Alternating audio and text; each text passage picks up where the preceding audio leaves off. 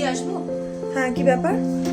আসলে খুব প্রবলেমের পরে তোমার কাছে এসেছি। আজকে না আমার বিয়ে, আর আমি যে মেকআপ আর্টিস্টটাকে বুকিং করেছিলাম সে না খুব বেশি পেমেন্ট বলছে, তো তাই জন্য আমি তোমার কাছে এসেছি। তুমি আমাকে একটু মেকআপ করে দেবে, লাইট মেকআপ। তুমি তো অ্যাডভান্স বুক না করেই চলে এসেছো, আর অ্যাডভান্স বুক না করলে আমি সাধারণত বুকিং নিই না। তো তুমি বললে তোমার বিয়ে আজকে, ঠিক আছে আমি তোমাকে ফিরিয়ে দিতে পারবো না, এমনিতেও আজকে আমার কোনো বুকিং নেই, আমি ফ্রি ছিলাম। ঠিক আছে, আমি তোমাকে রেডি করে দিচ্ছি, কিন্তু আমি কিন্তু যেটা পেমেন্ট নিই সেটাই তোমাকে পে করতে হবে। আচ্ছা ঠিক আছে, তুমি আমাকে রেডি করো, তারপর পেমেন্টের কথা বলছি আমি। তাহলে এবার আমরা মেকআপটা স্টার্ট করি। হ্যাঁ ঠিক আছে, তুমি স্টার্ট করো, কিন্তু লাইট মেকআপ করবে। হ্যাঁ, সেটা তুমি প্রথমে বললেই আমি লাইট মেকআপ করবো।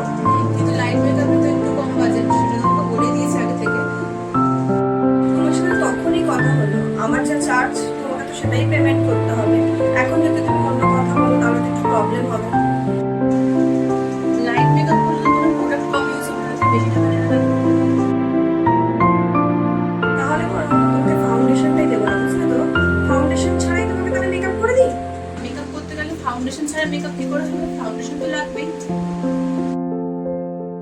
তাহলে বরং এক কাজ করি, বুঝলে তো, ময়শ্চারাইজার আর প্রাইমারটাকে স্কিপ করে দিই, ওটাই মনে হয় বেটার হবে। কিন্তু ওইগুলো তো মেকআপের জন্য লাগে, ওটা তো মেকআপের জন্য ইম্পর্টেন্ট।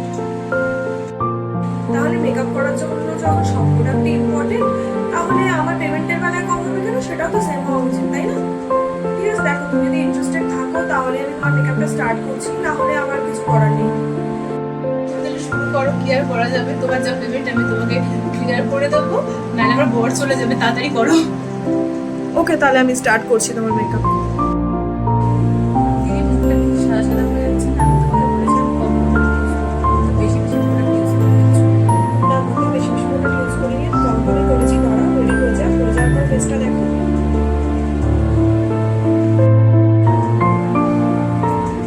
কি করছো এটা? ভূতের মতো লাগছে আমাকে। বললাম তো কম কম প্রোডাক্ট ইউজ করবো, তুমি কি করেছো দেখো। দাঁড়াও, তুমি রেডি হতে দাও, আমি তো পাউডারটা ইউজ করছি, দেখো। না না, এরকম করলে কিন্তু আমি তোমাকে পেমেন্ট দেবো না।